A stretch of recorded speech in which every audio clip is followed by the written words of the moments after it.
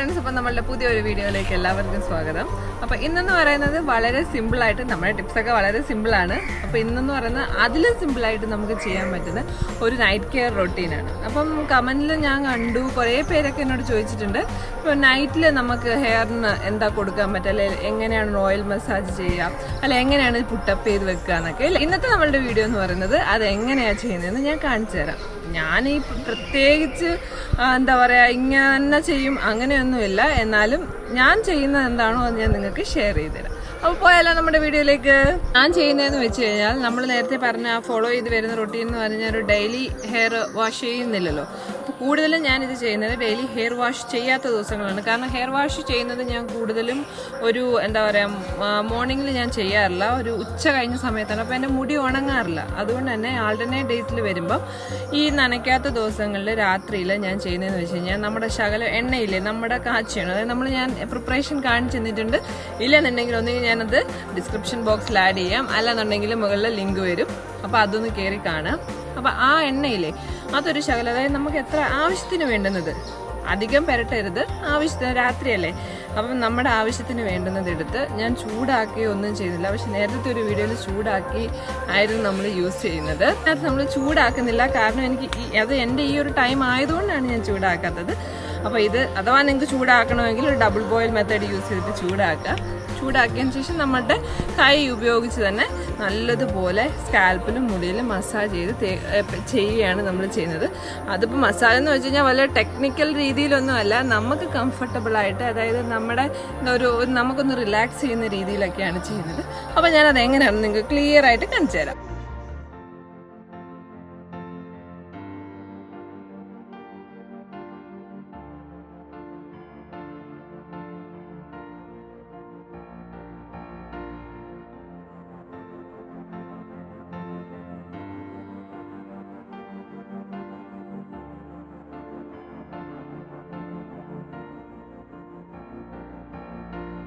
ഞാൻ നേരത്തെ പറഞ്ഞിട്ടുണ്ട്, രണ്ട് വൈഡ് കോംബ് യൂസ് ചെയ്തിട്ട് വേണം നമ്മൾ നമ്മുടെ മുടി ഇടാനായിട്ട്. അപ്പോൾ നമുക്ക് ആദ്യം നമ്മുടെ ചെടക്കെല്ലാം കളയാം. അപ്പോൾ ഇപ്പം ഞാൻ പ്രത്യേകിച്ച് പാക്കുകളൊന്നും ചെയ്തിട്ടില്ല. ഇനി ഞാൻ തല കഴുകാത്ത ദിവസമാണ്. കഴിഞ്ഞ ദിവസം നമ്മളുടെ ആലോവേര മാത്രം അപ്ലൈ ചെയ്തിട്ടുണ്ട്. ഇന്ന് വേണ്ട, അതുകൊണ്ട് ശകലം ഡ്രൈ ആണ്. അതുകൊണ്ട് ഇന്ന് ഞാൻ ഈ ഓയിൽ മസാജ് ചെയ്യാൻ പോവാണ്.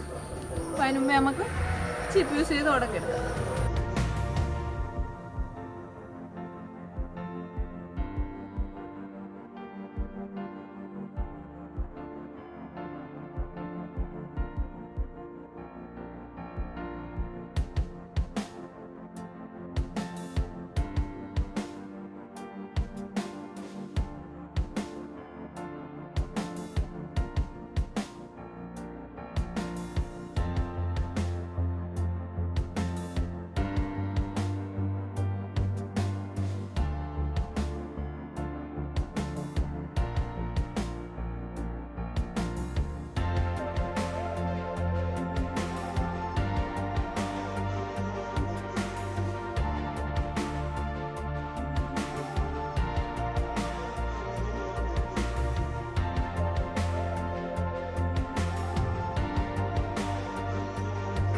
നമ്മളുടെ ഫിംഗർ ടിപ്പില്ലേ അത് യൂസ് ചെയ്ത് നമ്മുടെ വേണ്ട ഇതുപോലെ സ്കാൽപ്പ് ഇങ്ങനെ എടുത്ത്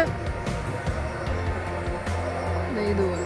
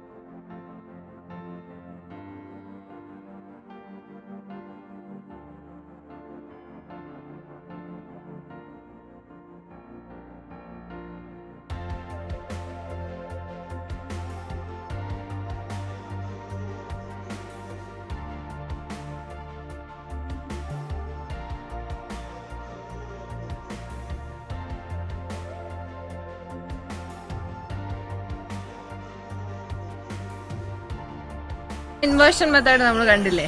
ഇനി അതുപോലെ നമ്മളുടെ തേണ്ട ഇത്രയും ഭാഗം, അതായത് നമ്മളുടെ ചെവിയുടെ പുറകു വശം, നമ്മളുടെ ഈ ഫോർ ഹെഡിൻ്റെ മേൽവശം, അവിടെ ഇത്രയും ഭാഗം, അതും ഇതുപോലെ തന്നെ സിമ്പിളായിട്ട് വളരെ ഹാർഷായിട്ട് ചെയ്ത് ജസ്റ്റ് ഇങ്ങനെ ചെയ്യാം.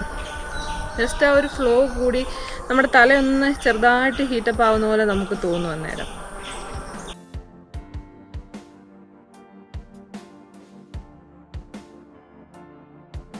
നേരത്തെ ഉടക്കൊക്കെ എടുത്ത് വെച്ചേക്കല്ലേ, അപ്പോൾ ഇനി ഉടക്കെടുക്കേണ്ട ആവശ്യമില്ല. ഇനി ഇത് ഞാൻ എങ്ങനെയാണ് ബണ്ണ് ചെയ്ത് വെക്കുന്നതെന്ന് കാണിച്ചു തരാം. അപ്പം മുടിക്കൽ എങ്കിലുകൊണ്ട് എനിക്ക് എക്സ്ട്രാ ഒരു ബണ്ണ് യൂസ് ചെയ്യാറില്ല, ഡയറക്റ്റ് ഇത് വെച്ച് തന്നെ ടൈ ചെയ്യുന്നത് ഞാൻ കാണിച്ചു തരാം.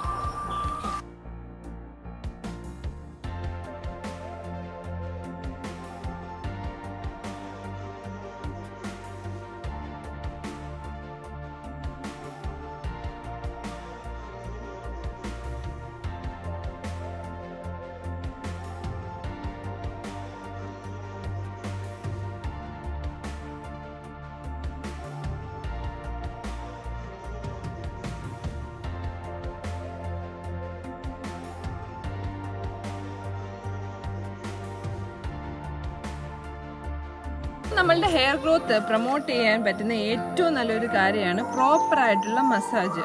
അതിപ്പോൾ ഞാൻ പറഞ്ഞല്ലോ, നിങ്ങൾക്ക് ഞാനിപ്പോൾ കാണിച്ചു തന്നില്ലേ.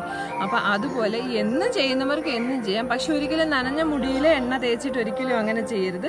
അതല്ല, ഇത് രാത്രി തന്നെ ചെയ്യണമെന്നില്ല, കുളിക്കുന്നതിന് മുൻപേ ആയാലും നിങ്ങൾക്ക് ഇങ്ങനെ ചെയ്തിട്ട് ചെയ്യാം. നിങ്ങൾ വെറുതെ ഇരിക്കുന്ന ടൈമിൽ പോലും നിങ്ങൾക്കിത് ചെയ്യാം. അപ്പം കൂടുതൽ ഈ കാണിച്ചതുപോലെ മുടി ഫ്രണ്ടിലേക്ക് ഇട്ട് വേണം ചെയ്യാനായിട്ട്. ചെയ്യുമ്പോൾ ശ്രദ്ധിക്കേണ്ട കാര്യങ്ങൾ ഞാൻ ഇപ്പോൾ പറഞ്ഞില്ലേ.